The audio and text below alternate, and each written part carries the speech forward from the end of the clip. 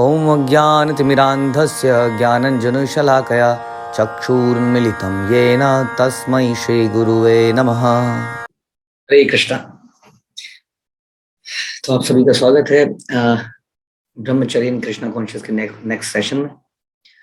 तो आज हम लोग फोकस करेंगे ये जो सेक्स डिजायर है, क्या ये अल्टीमेटली एक सुख है या दुख है, या दुख का कारण है या सुख का कारण है। बाहर से देखने में लगता है कि इसमें बहुत ज्यादा सुख है, लेकिन वास्तविकता क्या है। तो ऐसा बताया गया है कि हमारे जीवन में बहुत सारे कष्ट आते हैं, दुख आते हैं अटैचमेंट की वजह से। आप जानते हैं कि हमें संसार की चीजों से अटैचमेंट हो जाती है, हम उनको अपना मान लेते हैं और एक समय पर हमें उनको छोड़ना ही पड़ता है, त्यागना ही पड़ता है, या कोई अपना दूर चला जाता है। तो अटैचमेंट सारी समस्याओं का एक्चुअली में मूल कारण है। अटैचमेंट हमारा इसी कारण से होता है जब हम अपने रियल सेल्फ को भूल जाते हैं कि वी आर स्पिरिट सोल, और जो बॉडीली रिलेशनशिप बनाते हैं संसार में वो टेम्परेली उस जीवन के लिए होते हैं। जब हम मृत्यु प्राप्त होते हैं और दूसरा शरीर धारण करते हैं तो ये नए रिलेशनशिप बनाते हैं, और इस प्रकार से, और इन्हीं यानी कि रिलेशनशिप टेम्परेरी होते हैं, और इन्हीं के लिए हम लोग अटैचमेंट के कारण दुख भोगते हैं। कभी ना कभी किसी के साथ कुछ हो जाता है। तो इन सारी अटैचमेंट्स का जो अलग अलग अटैचमेंट्स, अलग अलग प्रकार के दुख हैं, ऐसा बताते हैं कि इन सब में जो सबसे बड़ा दुख होता है वो सेक्सुअल अटैचमेंट के कारण से होता है। जो किसी हमें स्त्री से जब अटैचमेंट हो जाती है तो वो सबसे बड़ी दुख का कारण बनता है। और न केवल स्त्री से, बल्कि जो स्त्री संगी हैं, जो स्त्रियों के संग करते हैं, उन लोगों से यदि हमारी अटैचमेंट होती है तो वो अटैचमेंट सबसे बड़े दुख का कारण होती है, क्योंकि इसका जो एक्सपीरियंस है उतना इंटेंस है, ये जो अर्ज है इतनी इंटेंस है, जो अंदर से इच्छा पैदा होती है वो इतनी इंटेंस, इतनी स्ट्रांग है कि वो हमें उसके इर्द गिर्द इतने कॉम्प्लेक्स रिलेशनशिप क्रिएट करते हैं। For example, I mean Prabhupada कहते थे कि सारा संसार सेक्स की धुरी पर चलता है, कि revolving around sex desire, everybody is running here and there, all around sex desire. हम कहेंगे ऐसा तो नहीं है, कोई नौकरी पे जा रहा है, कोई अपने रिलेशनशिप में है, कोई कुछ कर रहा है, तो कहाँ सेक्स के लिए सब भाग रहे हैं। लेकिन प्रभुपाद कहते थे यस, क्योंकि a man finds a woman, उनसे विवाह करता है, बच्चे पैदा होते हैं, रिलेशनशिप बनते हैं, ताया चाचा मामा भांजा, बच्चे बड़े होते हैं तो उसके लिए जॉब करनी पड़ती है, तो वो जॉब में भागता है। तो एक से रिलेशन दूसरा, आप देखते हैं कई बार हमारे फूफा के, ताऊ जी, उसके ये उसके वो, इतना कॉम्प्लेक्स संसार बन जाता है। बच्चे ये वो बढ़ता चला जाता है धीरे धीरे, बच्चों के बच्चे, उनके बच्चे, बढ़ता चला जाता है। कॉम्प्लेक्स रिलेशनशिप बन जाती है, लाइफ कॉम्प्लेक्स हो जाती है। तो इसी के इर्द गिर्द, तो ये सारा कहाँ से ओरिजिनेट हुआ?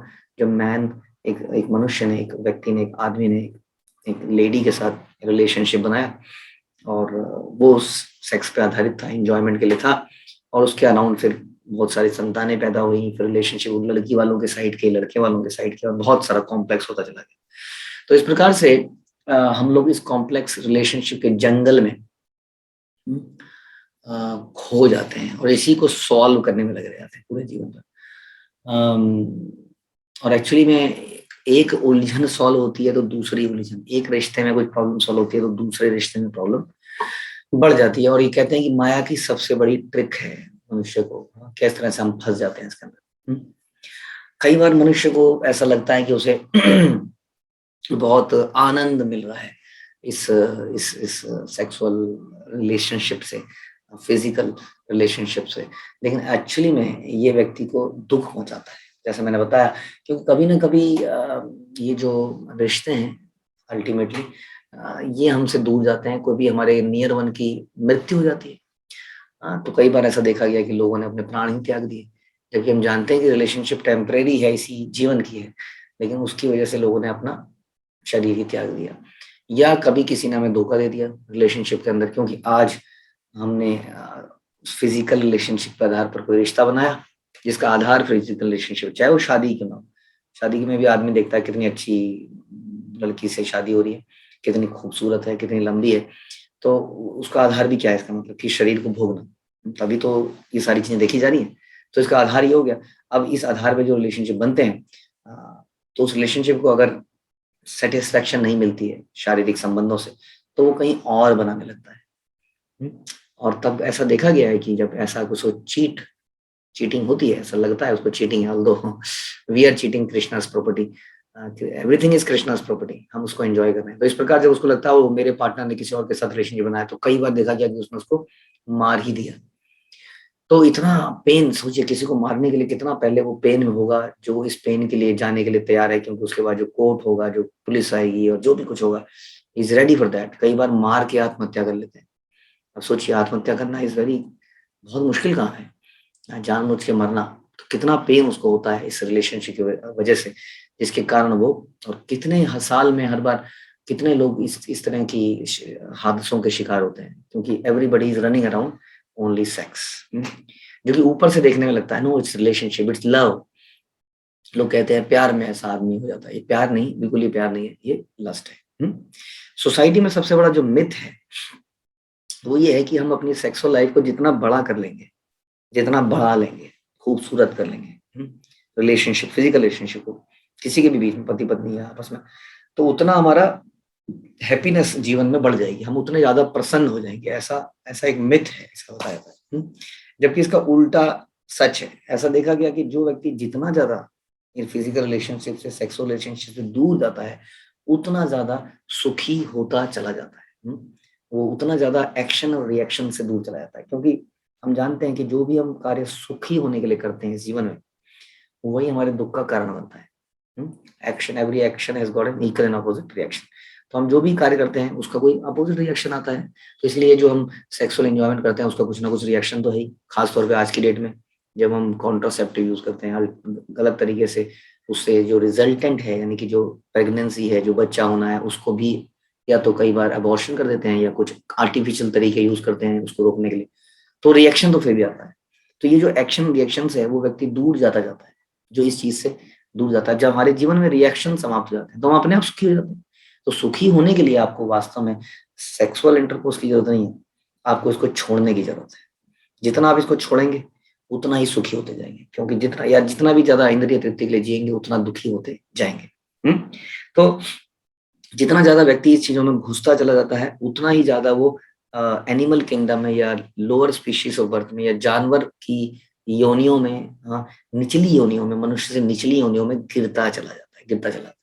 और फिर इन योनियों में आप जानते हैं टोटल 84 लाख हैं, जिसमें से कि 4 लाख मनुष्य की हैं, तो बाकी 80 लाख, इवन 84 लाख के 84 लाख में वो अलग अलग तरीके से, अलग अलग तरीके से, अलग अलग तरीके से क्या करता है, ये सेक्स के डिजायर को पूरा करता है, अलग अलग शरीरों में, तोते में, कबूतर में, मछली में, किसी भी में भी, हर तरीके, हर स्पीशीज में वो अलग अलग तरीके से इस डिजायर को पूरा करता है। और हर स्पीशीज में, हर हर योनि में वो जन्म लेता है, मृत्यु को प्राप्त करता है, बुढ़ापे को प्राप्त करता है और बीमारी को प्राप्त करता है। तो इस इल्यूजन में है कि वो एक दिन या इससे वो सुख प्राप्त कर सकता है। वास्तव में हमने बताया कि इससे वो लाइफ में डीग्रेड जाता है, निचली योनियों में चला जाता है, ऐसा बताया जाता है। इसको बड़ा एडवर्टाइज किया जाता है, इसको बड़ा फैंटेसाइज किया जाता है। लोग बड़ी बातें करते हैं, शादी से पहले लोग बहुत बड़ी प्लानिंग्स करते हैं। अब अपने फ्रेंड्स के बीच में बड़ी बातें होती हैं, मजाक उड़ाया जाता है कि अब तो तू ऐसा करेगा, तू ऐसा करेगा, तू हनीमून पे जाएगा तो क्या करेगा, यहाँ क्या करेगा, वहाँ क्या करेगा। तो बहुत फैंटेसाइज करा जाता है। एक आदमी सपने देखता है कि मैं शादी करूंगा तो ऐसा करूंगा और वैसा करूंगा। उनको लगता है कि शादी करते ही या शादी के बिना भी किसी तरह से, यदि कई लोग कहीं मार्केट में भी चले जाते हैं टू अ प्रोस्टिट्यूट, उनको लगता है कि अगर ऐसा करेंगे तो बहुत आनंद आएगा, जैसा हमने डिस्कस किया। और ये थोड़ी देर का आनंद वास्तव में बहुत बड़ी ट्रबल लेके आता है, शारीरिक रूप से भी, मेंटल रूप से। तो हमने सुना कि वो एक तो हमेशा उसके दिमाग में यही विचार चलते रहते हैं, तो हमेशा डिससेटिस्फाइड रहता है। कुछ काम कर रहा है तो उसके दिमाग में यही चल रहा है, कुछ भी कर रहा है तो इस वजह से हमेशा एंग्जाइटी में, ठीक है। उसके बाद हमने सुना कि जिसके प्रति, जिसके साथ वो करता है, कई बार वो चीट कर देते हैं, धोखा देते हैं, संसार छोड़ के चले जाते हैं, तो भी दुख होता है। तो ये भी एक प्रकार का दुख। उसके अलावा हमने देखा कि एक्शन एंड रिएक्शन का दुख, क्योंकि भगवान ने शरीर इस पर्पज के लिए नहीं दिया, हमने इसको इस पर्पज के लिए यूज किया, तो उसका रिएक्शन इस जीवन में भी आएगा। उसके अलावा अगले जीवन में हम निचली योनियों में गिर जाएंगे। तो ये तो रहे ये वाले नुकसान। इसके अलावा शारीरिक नुकसान, ऐसा बताया जाता है कि हम जो खाते हैं उसका बहुत ही छोटा सा हिस्सा खाने की एक बूंद को बनाता है, उसकी खून की एक बूंद को बनाता है। पूरा मील अगर हम खाते हैं तो उसमें कुछ बूंद खून की बनती है, और 50 बूंद अगर हम खून की लें तो उसमें से एक वीर्य का बूंद बनता है, ड्रॉप ऑफ सीमन। तो इसका मतलब इतनी इंपॉर्टेंट एनर्जी को हम लोग यूजलेसली उसको वेस्ट कर देते हैं। तो फिजिकली भी इससे बहुत नुकसान है। इससे क्या होता है, जब शरीर की इतनी वाइटल एनर्जी लूज हो जाती है तो बॉडी में शक्ति कम हो जाती है, सोचने की भी, समझने की भी, याददाश्त की भी, और जीवन जीने के लिए। हाँ, तो इस तरह से। और दूसरा ये बताया गया कि जब हम इस तरह से इन चीजों में एंगेज करते हैं अपने आप को, तो हम बहुत ही ब्रीदिंग बड़ी फास्ट करते हैं। जितनी हम तेज ब्रीदिंग करते हैं उतनी हमारी लाइफ कम होती है, क्योंकि ऐसा बताया जाता है कि लाइफ की ब्रीदिंग्स, सांसें नियमित हैं, लिमिटेड हैं, काउंटेड हैं। इसलिए योगासन में हम लोग, वो लोग लंबी लंबी सांस लेके योगा करते हैं, इससे इंद्रियों पे संयम भी आता है। हाँ, तो इस तरह से हमारी आयु को कम करता है, हमें रोगी बनाता है। और उसके अलावा जो मानसिक और बाकी रिएक्शन है वो हम ऑलरेडी डिस्कस कर चुके हैं। इसका मतलब हर तरीके से हमारे जीवन में दुख ही लाता है, लेकिन ऐसा लगता है कि हमें ये सुखी बना देगा। उसके अलावा ये भी देखा गया कि जितना व्यक्ति इन चीजों में घुसता चला जाता है, उसके अंदर सारी क्वालिटीज चली जाती हैं, गॉडली क्वालिटीज चली जाती है। हाँ, दैवीय गुण उसके अंदर से चले जाते हैं, और उसके अंदर बहुत ही अवगुण पैदा हो जाते हैं। फॉर एग्जाम्पल, लालच का अवगुण, पर्सनल एम्बिशन, क्योंकि ये this is all about me and mind, उसके इर्द गिर्द घूमता है कि मुझे एंजॉय करना है मुझे, तो इसलिए वो ग्रीडी हो जाता है। Obviously lust leads to greed. Lust जब अनलिमिटेडली हम लस्ट की बनते चले जाते हैं तो ग्रीडी बन जाते हैं, और लस्ट अगर पूरी नहीं होती है तो हम एंग्री हो जाते हैं। तो यानी कि क्रोध उसके अंदर आ जाता है, ग्रीड उसके अंदर आ जाती है, पर्सनल एम्बिशियस होना, हेट्रेड एक another angle of being angry, hatred, घृणा, क्रूएलिटी, ये सारे अवगुण उसके अंदर पैदा होते हैं। श्रील प्रभुपाद कहते थे कि ये जो सेक्स लाइफ है, यही सारी मेटीरियल एग्जिस्टेंस का मूल कारण है हमारा, ये सेक्स डिजायर। और ऐसा देखा गया कि जितने भी राक्षस हैं वो इस चीज के लिए बहुत ही इंटरेस्टेड होते हैं, उनकी हॉबी यही होती है। हमने सुना था कि हिरण्यकशिपु का नाम ही है, हिरण्य का मतलब होता है सोना, हिरण्य, और कशिपु का मतलब होता है सॉफ्ट बेड। सॉफ्ट बेड जिसमें आदमी आराम से सेक्स कर सके और सो सके उसके बाद। हाँ, तो जो राक्षस हैं वो बड़े फोन्ड ऑफ पाए जाते हैं इन चीजों के। हाँ, तो जितना व्यक्ति इन चीजों से फ्री होता जाता है वो दैवीय लोकों में जाता जाता है, ऊपर के लोकों में। और जितना व्यक्ति इन चीजों में गिरता चला जाता है, मानसिकता इन चीजों में रखता है, इन चीजों में करता है, उतना ही वो निचली योनियों में, डेमोनियक डेमोनियक योनियों में जाता जाता है। हाँ, जाता जाता है। रावण है, रावण का पूरा चरित्र ही इस पे आधारित है, केंद्रित है। रावण के जीवन में न जाने कितने सारे श्राप मिले उसको, अलग अलग स्त्रियों से, जिनके साथ उन्होंने जबरदस्ती करी, और इसी तरह से उनको ये श्राप अल्टीमेटली हम देखें उसके जीवन का जो अंत हुआ रावण का, वो भी इसलिए हुआ क्योंकि उन्हें सीता के प्रति लस्टी डिजायर्स हो गई, और वो सीता को भोगना चाहते थे। तो डेमोनिक डीमंस के अंदर ये पाया जाता है, ये गुण या अवगुण। तो हमारे अंदर भी है, तो हमारे अंदर इसका मतलब डेमोनियक क्वालिटी। तो जो जो इस तरह से लस्टी, हवस, लस्टी लस्टी व्यक्ति जो होता है वो न केवल इस प्रकार से सेक्सुअल चीजों के प्रति अट्रैक्ट होता है, वो फिर बाकी सारी सेंसेस में भी ढीला हो जाता है। हाँ, जैसे रूप गोस्वामी कहते थे कि हम सुनते हैं कि वाचो वेगम मनसा, मनसा मनसा वेगम, क्रोध वेगम, उदर वेगम, उपस्थ वेगम। तो ये जो वेग हमें शिला रूप गोस्वामी ने बताए, इसमें उन्होंने बताया खास तौर पे जो उदर है, उपस्थ है, और वाच है, वाण या मुंह है, ये एक ही लाइन पर है। उपस्थ मतलब होता है प्रजननीय, जेनाइटल्स। तो जो जेनाइटल्स हैं वो और पेट और मुंह एक ही लाइन पे हैं, और ये एक दूसरे से लिंक्ड हैं। ज्यादा खाने की, ज्यादा अच्छा खाने की इच्छा होगी, ज्यादा खाना पेट में, या ज्यादा इंटरेस्टिंग खाना खाना की जितनी इच्छा होगी, उतना ही जेनाइटल्स और डिमांड करेंगे सेक्स की। या जो व्यक्ति सेक्स के प्रति बड़ा अट्रैक्टेड होगा, वो खाने पीने के प्रति भी बड़ा अट्रैक्टेड होगा। तो ये सब लिंक्ड है आपस में। तो इसलिए जो व्यक्ति इस तरह से सेक्सुअल डिजायर में गिर पड़ता है, इन कामों में गिर पड़ता है, वो व्यक्ति वास्तव में फिर बाकी इंद्रिय तत्वों की चीजों में भी कमजोर पड़ जाता है। खाने में, पीने में, घूमने में, उन सब में उसका मतलब ही is not able to control himself, self. तो क्योंकि ये जो सारा सिस्टम है ये सेल्फ सेंटर्ड है। हाँ, तो श्रीमद् भागवतम भी हमें बताता है कि जो नॉन डिवोटीज होती हैं, ऐसा लगता है कि जो आजकल के लोग हैं उनके अंदर बड़ी, वो दिखने में हो सकता है बहुत ही सभ्य पुरुष लगे, लेकिन क्योंकि वो भगवान के भक्त नहीं है और उन्होंने अपनी सेक्स डिजायर को कंट्रोल नहीं किया है, इसलिए उनके अंदर देखने में हो सकता है वो सभ्य पुरुष लगे, लेकिन उनके अंदर सारे के सारे बुरे गुण, अवगुण पाए जाते हैं। जैसा हमने बताया, ग्रीड है, ईर्ष्या है, एक दूसरे को एक्सप्लॉइट करना है, क्योंकि वो जीते इसलिए हैं, शादी भी इसलिए करते हैं, मैं तुम्हें सेटिस्फाई करूं, तुम मुझे सेटिस्फाई करो, that is the purpose of marriage. इसीलिए आज बहुत सारी मैरिजेस टूट भी जाती हैं। तो आजकल की जो जनरेशन है वो मी जनरेशन कहते हैं, मी फर्स्ट, मैं पहले। जिसमें कि सारी सोसाइटी कंज्यूमरिज्म पर बनी है, कंज्यूमरिज्म, ग्रीड एंड लस्ट पे बनी है, जिसमें कोई मॉरल वैल्यूज नहीं है।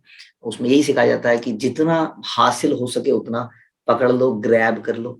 हाँ, यही यहाँ का दस्तूर है। तो यही यहाँ पर है। तो ये जो है बहुत सारे नुकसान है, हमने सुने, रिएक्शंस, फिजिकल, मेंटल, एंजाइटीज, चेतना, नीचे की योनियां। तो इसके नुकसान बहुत ज्यादा हैं। क्या आप जरा से फायदे के लिए, जरा से टेस्ट के लिए, इतने से टेस्ट के लिए इतना सारा नुकसान जीवन में झेलना चाहेंगे, इतना सारा दुख दे झेलना चाहेंगे? ये सोचने का विषय है। तो आगे हम और इसको डिस्कस करेंगे। Sex fascination, the disease of the modern age. Modern age में किस प्रकार से इसने हमें पकड़ लिया है। तो इसको हम और डिस्कस करते हैं। तो एक और पहलू हम आपके सामने रखते हैं, जैसे कि हम लोग बहुत बिविल्डर होते जा रहे हैं, कंफ्यूज होते जा रहे हैं, इज फैसिनेशन, द क्या कहते हैं उसको, द प्रोपेगेंडा, यानी कि एडवर्टीजमेंट, यानी कि क्या कहें इसको, जिस तरह का माहौल संसार में क्रिएट कर दिया गया है। हाँ, ऐसा ऐसा ऐसा लगने लगा है कि एक ऐसी इमेज बन गई है संसार में कि अगर आप किसी, आपकी कोई गर्लफ्रेंड नहीं है, अगर आपने सेक्स लाइफ ही एंजॉय नहीं करी शादी से पहले, तो यू आर अ वेस्ट। एक ऐसा इमेज बनने लगी है, और इस इमेज कॉन्शियसनेस के होने के कारण हमारा जो यूथ है वो धीरे धीरे इसमें गिरता चला जा रहा है। हाँ, ऐसा लगता है कि जब दो लड़के आपस में बात करते हैं तो they are only talking about this sex और रिलेशनशिप, और उसके बीच में कोई व्यक्ति अगर भोला सा लगता है, उसको लगता है कि ये तो किसी लड़की की तरफ देखता भी नहीं है, हमारे इस्कॉन के ऐसे नियम हैं कि वो किसी को देखना भी नहीं चाहिए, पराई स्त्री को माता के समान समझना चाहिए, जैसे चाणक्य पंडित ने बोला कि मातृवत परदारेशु, परदारेशु, दूसरी स्त्रियों को माता के समान समझना चाहिए। जब ऐसी फिलोसफी कोई बोलता है, हमारा भक्त या कोई व्यक्ति, या ऐसा अपीयर होता है, तो संसार के लोग उसका मजाक उड़ाते हैं। क्योंकि संसार आज के डेट में वेल्थ सूटेड बूटेड लोगों का हो गया है, who can crack non vegetarian jokes. हाँ, और एक ऐसा समाज बन गया है, और 90% लोग ऐसे ही हैं, 99% लोग ऐसे ही हैं। और उसमें जब हमारे थोड़े से भक्त कई बार बीच में जाते हैं तो वो एकदम से डीमोरलाइज फील करने लगते हैं। और कई बार इस इमेज कॉन्शियस के चक्कर में, ताकि मेरी इमेज कुछ अलग ना बन जाए, मैं भी दिखाऊं कि मैं भी मर्द हूँ, मैं भी लड़कियों को छेड़ सकता हूँ, मैं भी रिलेशनशिप बना सकता हूँ, मैं भी किसी लड़की को गर्लफ्रेंड बना सकता हूँ, मैं उसके साथ सेक्स कर सकता हूँ। इस होड़ में, अपने आप को शो करने की और अपने आप को प्रूव करने की होड़ में, वो व्यक्ति नीचे गिरता चला जाता है। और हमारी मीडिया इसको आगे बढ़ाती चली जाती है। हमारी मीडिया इंश्योर करती है कि किसी व्यक्ति के दिमाग में अगर कुछ रहे तो केवल यही सब रहे। आप देखेंगे किसी भी एडवर्टीजमेंट्स में, किसी भी बिल बोर्ड्स में, हम या तो बहुत ही सुंदर ड्रेसअप वुमन को देखेंगे जिसने बहुत अच्छे कपड़े पहन रखे हैं, एंड विल गेट अट्रैक्टेड, और अनड्रेस्ड वुमेन्स को देखेंगे जिन्होंने कपड़े जरूरत से कम पहन रखे हैं, और दोनों ही केस में हम उनसे अट्रैक्ट हो जाते हैं। हाँ, और ultimately this this the purpose is, ये लोग अपना कुछ मर्केंडाइज बेचना चाहते हैं, कुछ सामान बेचना चाहते हैं जिसकी तरफ हमारा अटेंशन नहीं जा रहा है। माना कि मैं कुछ बेचना चाहता हूँ, माना कुछ मैं शेविंग क्रीम बेचना चाहता हूँ। अब शेविंग क्रीम मैं नई लॉन्च करना चाहता हूँ मार्केट में, तो मैं जब एड वेड देता हूँ तो वो एड आता है और चला जाता है, वो लोगों के दिमाग में इम्पैक्ट नहीं छोड़ता। लेकिन वहां पर एक बहुत ही सुंदर ड्रेस्ड अप या अनड्रेस्ड लड़की को अगर हम खड़ा कर दें, एक कन्या को खड़ा करते हैं, तो एकदम से सबकी नजरें आ जाती है, क्योंकि we are by nature we are lusty. हम बड़ी मुश्किल से इससे दूर जाने का प्रयास कर रहे हैं, बट जा नहीं पा रहे। तो ये एडवर्टीजमेंट हमें जाने नहीं देते हैं। ये यूट्यूब, ये मोबाइल्स, ये बिलबोर्ड्स, ये टेलीविजन, ये आपस की लोगों की बातें हमारे दिमाग में कंटिन्यूअसली बॉम्बार्डमेंट करती रहती है इन चीजों का। And this is the disease of the modern age. और ये बड़ी कंटेजियस है, मतलब कि फैल जाती है। जैसे कि हमने अपने भक्तों को भी देखा है, जब हमारे भक्तों के बच्चे संसार में जाते हैं और इस तरह के लोगों के, इस तरह के माहौल के बीच में रहते हैं, दे गेट इम्पैक्टेड। उनके अंदर एक क्यूरियोसिटी आ जाती है कि मैं भी तो देखूं जरा क्या है, चलो थोड़ा सा देखने में क्या है, करूंगा नहीं। और ये सोचते हैं, वो किसी एड पे किसी मूवी को अपने मोबाइल में या उसमें देखना शुरू करते हैं, और उसकी धीरे धीरे उसकी लत पड़ जाती है, और पढ़ते पढ़ते वो उसमें गिरता चला जाता है, और अल्टीमेटली वो सारे काम कर देता है जो उसने शुरू में सोचा भी नहीं था कि वो उसको करेगा। शुरू में सोचा था मैं तो जस्ट देख रहा हूँ जरा सा, तो क्यूरियोसिटी इतनी भारी पड़ जाती है। And all the responsibilities, the way we have built up this society, कोई इसको ऑब्जेक्ट नहीं करता है इन लोगों को कि क्यों ये ऐसा माहौल बनाते हैं, ऐसे एडवर्टीजमेंट्स, ऐसे मूवीज, ऐसे माहौल क्यों बनाया गया। इवन पेरेंट्स भी इसके अगेंस्ट में बहुत सारे एक्शन नहीं लेते, और धीरे धीरे करोड़ों लोग इसमें गिरते जा रहे हैं और मरते जा रहे हैं, समाप्त हो जाते हैं, और नीचे की योनियों में गिरते जा रहे हैं। ये सोच के कि हमें हैप्पीनेस मिलेगी, सब लोग चीटेड हो रहे हैं। वो ये प्रोडक्ट खरीद के हमें आराम मिलेगा, आनंद मिलेगा, बल्कि हमारी मेंटल फैसिलिटीज, हमारी मेंटल एबिलिटीज करप्ट होती जा रही है। तो जब हम जवान होते हैं, हमारे अंदर बहुत खून होता है, हम कुछ करना चाहते हैं, और ऐसे में अपनी इंद्रियों को रोकना बड़ा मुश्किल है। लेकिन ऐसा बताया गया कि जैसे एक स्पॉन्ज होता है, स्पॉन्ज में पानी डाल दिया जाता है, तो उसमें से जब उसको निचोड़ते हैं तो पानी टपकता है, टपकता जाता है, धीरे धीरे ऐसे ऐसे करेंगे निकलता जाएगा। लेकिन एक स्टेज ऐसी आएगी कि स्पॉन्ज में एक बूंद पानी निकालना भी मुश्किल हो जाएगा, क्योंकि सारा पानी निकल चुका है। तो ये जीवन उसी तरीके से है। जब हम यंग होते हैं तो इसके अंदर जूस होता है, उसको कृष्ण की सेवा में लगाना था, लेकिन हमने उसको निचोड़ते गए, निचोड़ते गए, निचोड़ते गए। अब क्या हुआ, स्पॉन्ज खाली हो गया। लेकिन डिजायर वहीं की वहीं रही। अब स्पॉन्ज में कुछ बचा नहीं है। और इस तरीके से सारे के सारे लोग मिसडायरेक्ट हो जाते हैं, लाइफ को सुखी बनाने के चक्कर में लाइफ को और ज्यादा दुखी बना लेते हैं, एक टोटली रॉन्ग रास्ते में चले जाते हैं। और हमारी मॉडर्न सोसाइटी क्या कहती है इसके बारे में? हमारी मॉडर्न सोसाइटी कहती है, इवन डॉक्टर्स कहते हैं, व्हाट्स रॉन्ग इन इट। हम किसी साइकोलॉजिस्ट के पास पहुंचे होते हैं, क्योंकि जिसको कहते हैं sex maniac. Sex maniac is a person who always thinking about sex life, always thinking about sex life. तो ऐसे व्यक्ति हैं, ऐसे व्यक्तियों को अल्टीमेटली किसी दवाई की जरूरत पड़ती है। जैसे मैंने बताया, कई बार वो आत्महत्या कर लेते हैं फ्रस्ट्रेटेड हो गए, क्योंकि ये डिजायर इतनी बढ़ जाती है, it Burns like fire, it never satisfied, we cannot satisfy it by fulfilling its desire। ये और ज्यादा हैंकरिंग पैदा करती है हमारे दिमाग में। हम किसी डॉक्टर के पास होते हैं और संसार के लोग कहते हैं there is no problem in it. हम अगर कभी इस डिजायर को कभी पूरा नहीं कर पाते तो हमें लगता है there is wrong, something wrong with me. कोई व्यक्ति है जो सेक्स डिजायर को ज्यादा अच्छे तरीके से नहीं कर पा रहा है, तो कोई दवाइयों का सहारा लेता है, जैसे कि सेक्स पावर बढ़ सके। कोई योगा का सहारा लेता है, yoga for sex, tao for sex, modern women's guide to sex, doctor secret sex. अलग अलग तरीकों की किताबें पढ़ना चाहता है, दवाइयां खाना चाहता है, मूवी देखना चाहता है, ताकि सेक्सुअल पावर को बढ़ा सके और अपनी एंजॉयमेंट को बढ़ा सके। लेकिन हम पहले ही डिस्कस कर चुके हैं कि अल्टीमेटली स्पॉन्ज में पानी लिमिटेड है और एक समय पर एक समाप्त हो जाता है। हमें ऐसा लगता है कि इसमें से जूस निकलता रहेगा, लेकिन एक्चुअली में हमारा ही जूस निकल रहा होता है, हमारा ही शरीर समाप्त हो रहा होता है, और इस तरह से हम टोटली अपने आप को मेंटली फिजिकली बर्बाद कर लेते हैं। तो ध्यान रखिए, सोशल प्रेशर में कभी मत आइए। ये और सारे के सारे लोग पागल हो चुके हैं इस डिजायर के पीछे। डज नॉट मैटर कि हमारी इमेज एक गाय की तरह होती। कई बार हमें समाज में बोला, अरे ये तो गाय है, गाय, हंसते हैं सब, हाँ हाँ गाय गाय। It's okay with gai, Krishna loves cow, it's okay. अपनी इमेज अगर ऐसी बनती है तो इमेज के पीछे मत भागिए। Don't try to be a he man, powerful muscular man, don't try to be a greatest actor, a showman. Become a simple humble person, does not matter, because ultimately you will win, and they will lose. You will win Krishna's heart, you will win Goloka, and they will win animal body.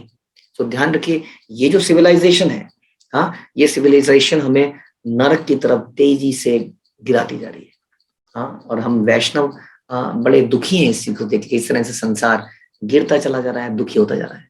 इसलिए हमारी ये responsibility बनती है कि संसार को दिखाएं कि सही प्रेम आनंद है, इसके अलावा इसको छोड़ के ही सही आनंद है, जो कि श्रील प्रभुपाद ने हमें दिखाया। और अब हमें आगे दिखाना है, और संसार हमारे इस योगदान के लिए हमेशा याद रखेगा।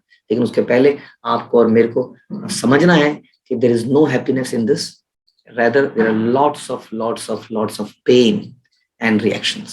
ठीक है, तो आज यही समाप्त करते हैं। हरे कृष्ण, श्रील प्रभुपाद की जय।